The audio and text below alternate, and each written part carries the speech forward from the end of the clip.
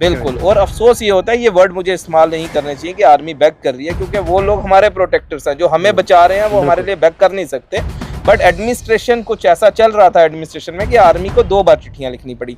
अब जब ये पूरा हो गया है, तो अब जो भी है, the ball is in the court of deputy commissioner Poonch. तो मैं अब यही चाहूंगा, इसके ऊपर जो भी अगला संज्ञान है वो डीसी पुंछ लें, और इसके ऊपर जो भी उनको कार्रवाई करनी है वो कार्रवाई करें। फिलहाल जो ਹੁਣ क्या ਇਹ परमानेंटली बंद रहणगे, यानी कि देश की सिक्योरिटी परमानेंटली पुख्ता रहेगी, या ਅੱਗੇ ਆਉਣ ਵਾਲੇ ਸਮੇਂ ਦੇ ਵਿੱਚ ਫਿਰ ਤੋਂ ਇਹਦੇ ਵਿੱਚ ਕੋਈ ਬ੍ਰੀਚ ਆ ਜਾਏਗਾ, यानी ਇਹ ਫਿਰ ਤੋਂ ਕੋਈ ਇਹ ਕ੍ਰੈਸ਼ਰ ਕਿਧਰੇ ਸ਼ੁਰੂ ਤਾਂ ਨਹੀਂ ਹੋ ਜਾਣਗੇ? ਔਰ ਅਗਰ ਇਹ ਸ਼ੁਰੂ ਹੋ ਜਾਣਗੇ ਤਾਂ ਫਿਰ ਇਹਦੇ ਵਿੱਚ ਸਿੱਧੇ ਤੌਰ ਤੇ ਕਿਹਾ ਜਾ ਸਕਦਾ ਕਿ ਕੋਈ ਨਾ ਕੋਈ ਪ੍ਰੈਸ਼ਰ ਜਿਹੜਾ ਹੈ ਉਹ ਐਡਮਿਨਿਸਟ੍ਰੇਸ਼ਨ ਦੇ ਉੱਪਰ ਕੰਮ ਕਰ ਰਿਹਾ ਹੋਵੇਗਾ। ਮੈਂ ਇੱਥੇ ਇੱਕ ਅਪੀਲ ਵੀ ਕਰਾਂਗੇ ਕਿ ਪੂਰੀ ਜਨਤਾ ਦੇ ਵੱਲੋਂ, ਪੂਰੇ ਭਾਰਤ ਵਾਸੀਆਂ ਵੱਲੋਂ, ਜਿਨ੍ਹਾਂ ਦੀ ਸਿਕਿਉਰਿਟੀ ਦੀ ਕਰਕੇ ਇਹਨਾਂ ਕ੍ਰੈਸ਼ਰਸ ਨੂੰ ਫਿਲਹਾਲ ਬੰਦ ਕੀਤਾ ਗਿਆ ਹੈ।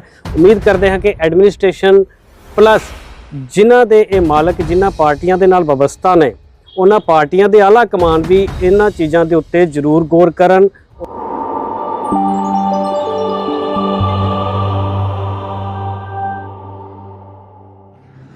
देश की सुरक्षा ਨੂੰ ਲੈ ਕੇ ਚੁੱਕੇ ਗਏ ਸੀ ਸਵਾਲ ਐਡਵੋਕੇਟ ਅਜੀਤ ਵਰਮਾ ਵੱਲੋਂ, ਔਰ ਤੁਸੀਂ ਦੇਖਿਆ ਕਿ ਉਹ ਸਵਾਲ ਚੁੱਕਣ ਤੋਂ ਬਾਅਦ ਉਹਨਾਂ ਦੇ ਉੱਤੇ ਕੀਤੀ ਗਈ ਹੈ ਹੁਣ ਕਾਰਵਾਈ, ਕਿਉਂਕਿ ਮੀਡੀਆ ਦੇ ਵਿੱਚ ਵੀ ਇਹ ਸਾਰੀਆਂ ਗੱਲਾਂ ਨਿਕਲ ਕੇ ਸਾਹਮਣੇ ਆਈਆਂ ਸੀ।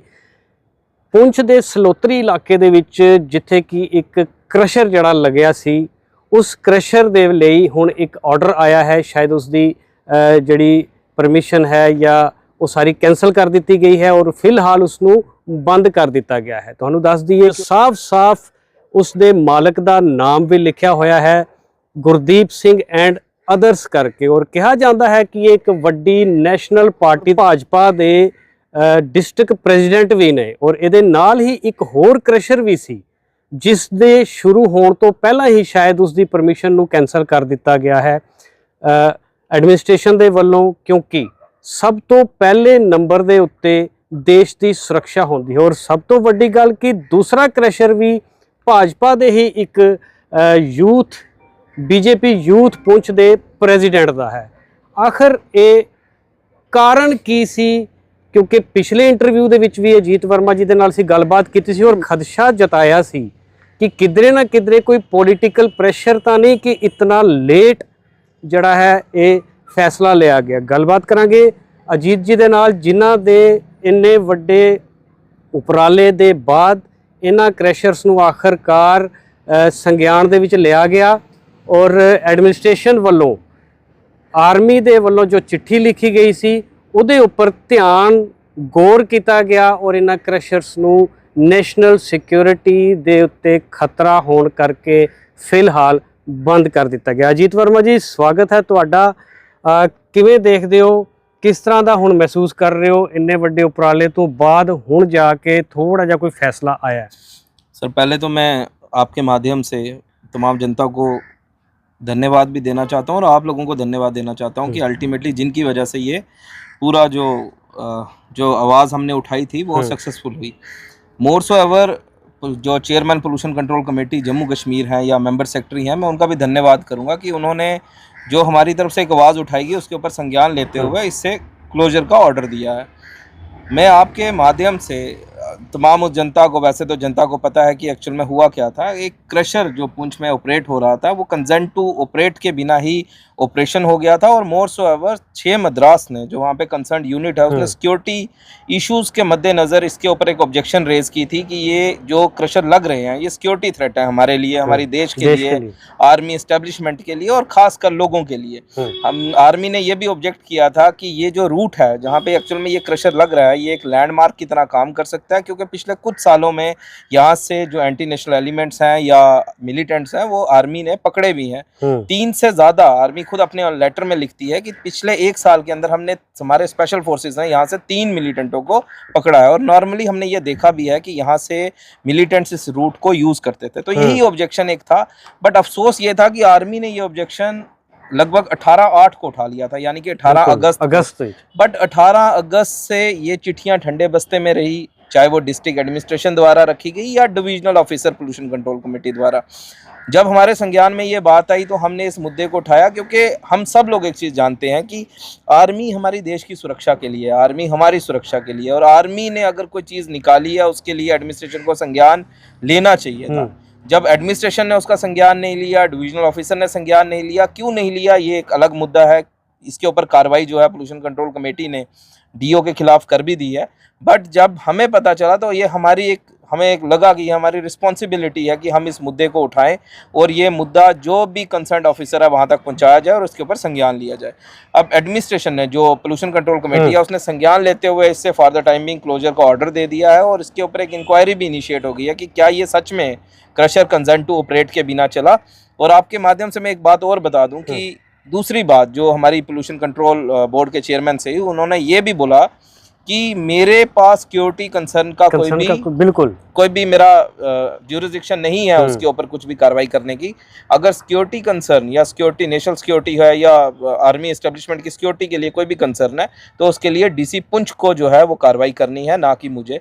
तो मैं आपके माध्यम से भी ये डीसी पुंछ को भी गुजारिश करूंगा, क्योंकि आर्मी अगर कह रही है, आर्मी, मैं बार बार एक अल्फाज यूज करता रहा, आर्मी बेग कर रही है, एक तरह से भीख मांग रही है। 2 बार उन्होंने लेटर लिखे। बिल्कुल, और अफसोस ये होता है, ये वर्ड मुझे इस्तेमाल नहीं करने चाहिए कि आर्मी बैक कर रही है, क्योंकि वो लोग हमारे प्रोटेक्टर्स हैं, जो हमें बचा रहे हैं, वो हमारे लिए बैक कर नहीं सकते। बट एडमिनिस्ट्रेशन कुछ ऐसा चल रहा था एडमिनिस्ट्रेशन में कि आर्मी को 2 बार चिट्ठियां लिखनी पड़ी। अब जब ये पूरा हो गया है तो अब जो भी है, the ball is in the court of deputy commissioner Poonch. तो मैं अब यही चाहूंगा कि इसके ऊपर जो भी अगला संज्ञान है वो डीसी पुंछ लें और इसके ऊपर जो भी उनको कार्रवाई करनी है वो कार्रवाई करें। फिलहाल जो ऑर्डर आया है उसके विच साफ लिखा है कि सिक्योरिटी रीजंस दी करके ही ये एक्शन लिया गया है। देखें, पर देखा जाए तो क्या सिक्योरिटी दे बारे में इन्होंने पहला नहीं सी पता चलिया, या हुण बाद दे विच क्या सिक्योरिटी ओके हो जाएगी अगर वापस चल जाते थे? सर, अब सवाल आपका बहुत अच्छा। अफसोस यही है कि जिस टाइम पे आर्मी एस्टेब्लिशमेंट ने ये मुद्दा उठाया और ऑब्जेक्शन रेज किया, कार्रवाई उसी समय डीसी पुंछ की तरफ से होनी चाहिए थी। बट क्योंकि अब जो डीसी आए हैं ये नए डीसी हैं, उस टाइम पे डीसी अलग थे, तो हम डीसी साहब के ऊपर वो क्वेश्चन मार्क नहीं कर सकते कि ये क्यों नहीं हुआ। बट क्योंकि चेयर वही है, चेयर कभी चेंज नहीं होती, ऑफिसर चेंज होता रहता है। तो डीसी साहब ने एक मीटिंग भी ली, बाद में एक मीटिंग होती है जो बॉर्डर सिक्योरिटी पे होती है, वहां पे भी ये मुद्दा उठता है, उसके बाद एक लेटर लिखा जाता है। तो कहीं ना कहीं ये जो इतना ज्यादा स्पैन देना था ये नहीं बनता था। इनको कार्रवाई जो थी वो कार्रवाई with in A short span करनी चाहिए थी, 1 हफ्ते या 2 हफ्ते के बीच वो कंक्लूड करके इन क्रशर्स के लिए क्लोजर कर देना चाहिए था। रीजन बीइंग कि कंसर्न टू ऑपरेट का ऑर्डर नंबर, पैराग्राफ नंबर 20 खुद कहता है कि अगर लोगों को इसमें ऑब्जेक्शन है तो ये क्रशर क्लोज हो जाएगा। जब आर्मी कर रही है, आर्मी तो लोगों से भी ऊपर है, जब आर्मी कर रही है तो डीसी पुंछ को उसके ऊपर कार्रवाई करनी चाहिए थी। और मुझे उम्मीद है कि अभी भी, क्योंकि अब जो है ਤੁਹਾਨੂੰ ਕੀ ਲੱਗਦਾ ਜਿਸ ਤਰੀਕੇ ਦੇ ਨਾਲ ਹੁਣ ਇਹਨਾਂ ਕ੍ਰੈਸ਼ਰਸ ਦੇ ਜਿਹੜੇ ਆਰਡਰਸ ਨੇ ਜਾਂ ਇਹਨਾਂ ਡਾਕੂਮੈਂਟਸ ਨੇ ਜਿਹੜੇ ਹੁਣ ਸਾਡੇ ਤੱਕ ਪਹੁੰਚੇ ਨੇ, ਉਹਨਾਂ ਦੇ ਉੱਪਰ ਜਿਹੜੇ ਨਾਮ ਲਿਖੇ ਹੋਏ ਨੇ, ਸਿੱਧੀ ਇੱਕ ਪੋਲੀਟੀਕਲ ਪਾਰਟੀ ਦੇ ਨਾਲ ਜੁੜਦੇ ਨੇ, ਸਿੱਧੇ ਤੌਰ ਤੇ ਕਹੀਏ ਤਾਂ ਭਾਜਪਾ ਦੇ ਨਾਲ ਜੁੜਦੇ ਨੇ, ਜਿਹੜੀ ਕਿ ਇਸ ਵੇਲੇ ਸੈਂਟਰ ਦੇ ਵਿੱਚ ਕਾਬਜ ਹੈ।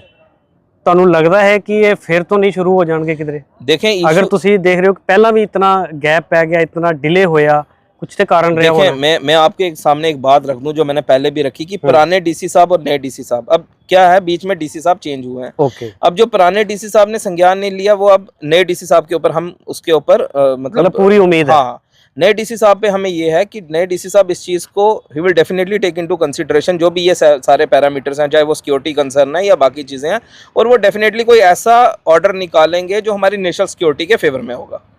Thank you. तो तुसी देखिया कि अजीत वर्मा जी ने ਜਿਹੜੀ ਸਾਰੀ ਗੱਲ ਤੁਹਾਡੇ ਸਾਹਮਣੇ ਰੱਖੀ ਹੈ, ਪਰ ਫਿਰ ਵੀ ਇੱਕ ਸਵਾਲ ਹਜੇ ਵੀ ਇੱਕ ਰਹਿ ਜਾਂਦਾ ਹੈ ਕਿ ਇਹ ਜੋ ਕ੍ਰਸ਼ਰ ਸੀਗੇ, ਬੇਸ਼ੱਕ ਅਗਸਤ ਤੋਂ ਲੈ ਕੇ ਦਸੰਬਰ ਤੱਕ ਇਹਨਾਂ ਨੂੰ ਬੰਦ ਕਰਨ ਦੇ ਵਾਸਤੇ टाइम लग्या, हुण क्या ये परमानेंटली बंद रहणगे, यानी कि देश की सिक्योरिटी परमानेंटली पुख्ता रहेगी, या अगे आने वाले समय दे विच फिर तो ये कोई ब्रीच आ जाएगा, यानी ये फिर तो कोई ये क्रैशर किधरे शुरू तो नहीं हो जाएंगे? और अगर ये शुरू हो जाएंगे तो फिर ये सीधे तौर पर कहा जा सकता है कि कोई ना कोई प्रैशर जिहड़ा है वो एडमिनिस्ट्रेशन के उपर काम कर रहा होएगा। मैं इत्थे एक अपील भी करांगे एक पूरी जनता दे वल्लों, पूरे भारत वासियों वल्लों, जिन्हां दी सिक्योरिटी दी करके इन्हां क्रैशर्स नूं फिलहाल बंद किया गया है। उम्मीद करते हैं कि एडमिनिस्ट्रेशन प्लस जिन्हां दे ये मालक, जिन्हां पार्टियां दे नाल वाबस्ता ने, ਉਹਨਾਂ ਪਾਰਟੀਆਂ ਦੇ ਆਲਾ ਕਮਾਨ ਵੀ ਇਹਨਾਂ ਚੀਜ਼ਾਂ ਦੇ ਉੱਤੇ ਜ਼ਰੂਰ ਗੌਰ ਕਰਨ ਔਰ ਕੋਸ਼ਿਸ਼ ਕਰਨ ਕਿ ਦੇਸ਼ ਦੀ ਸੁਰੱਖਿਆ ਜਿਹੜੀ ਹੈ, ਜਿੱਥੇ ਉਹ ਦੇਸ਼ ਦੇ ਸੈਂਟਰ ਦੇ ਵਿੱਚ ਕੰਮ ਕਰ ਰਹੇ ਨੇ ਤੇ ਬਾਰਡਰ ਦੇ ਉੱਤੇ ਵੀ ਜਿਹੜੀ ਸੁਰੱਖਿਆ ਹੈ, ਉਹਨਾਂ ਦੇ ਜਿਹੜੇ ਕਰਿੰਦੇ ਨੇ, ਉਹਨਾਂ ਦੇ ਜਿਹੜੇ ਵਰਕਰਸ ਨੇ, ਉਹਨਾਂ ਦੇ ਜਿਹੜੇ ਅਹੁਦੇਦਾਰ ਨੇ, ਉਹ ਦੇਸ਼ ਦੀ ਸੁਰੱਖਿਆ ਦੇ ਉੱਤੇ ਕੰਮ ਕਰਨਗੇ ਔਰ ਦੇਸ਼ ਨੂੰ ਸੁਰੱਖਿਅਤ ਬਣਾਉਣ ਦੇ ਵਿੱਚ ਹੀ ਲੱਗਣਗੇ, ਨਾ ਕਿ ਉਹਨਾਂ ਦੇ ਵਿੱਚ ਸਿਕਿਉਰਿਟੀ ਬ੍ਰੀਚ ਕਰਨ ਦੇ ਲਈ। ਦੇਖਦੇ ਰਹੋ ਆਪਸੀ ਸਾਂਝ ਟੀਵੀ, ਇਸ ਤਰ੍ਹਾਂ ਦੀਆਂ ਹੋਰ ਵੀ ਖਬਰਾਂ ਲੈ ਕੇ ਆਵਾਂਗੇ। ਤਦ ਤੱਕ ਦੇ ਲਈ ਦਿਓ ਜੀ ਇਜਾਜ਼ਤ। ਬਹੁਤ ਬਹੁਤ ਧੰਨਵਾਦ ਜੀ।